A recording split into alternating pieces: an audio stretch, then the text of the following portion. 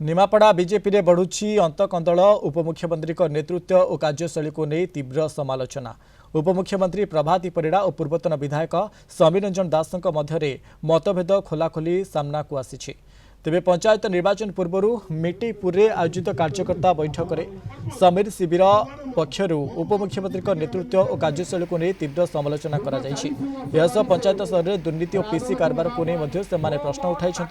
कार्यकर्ता बैठक में समीर रंजन दास कहते आगामी पंचायत निर्वाचन में से निज समर्थित प्रार्थी को मैदान को ओह्लाइबे।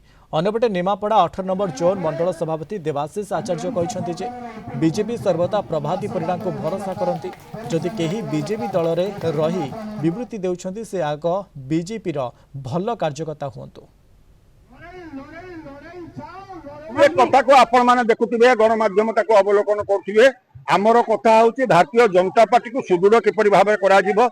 एठी तांको नेतृत्व रे भारतीय जनता पार्टी सुदृढ़ हेई पारु नाही। आमे जो माने अच्छु आमको कार्यक्रम भितर सामिल करा जाऊ नाही। आज निमापड़ा रे हरिलुट होउची। मुख्यमंत्री को निर्देश को कार्यकारी करा जाउनी ताकू आज क्षोभ प्रकाश करिसंती वक्ता माने जो परि भाबरे युवक माने आज निशाभ्रष्ट होउचंती ताकू चेक दबा पाई जो कथा उडको निमापड़ावासी आशा करुथले जो डेवलपमेंट ए 2 वर्ष भितर से डेवलपमेंट आमे देखि पारनु। बाकी रिपोर्ट कार्ड कोन से दउचंती न दउचंती से ताको कथा। भारतीय जनता पार्टी रे दुईटी नेता नथांती।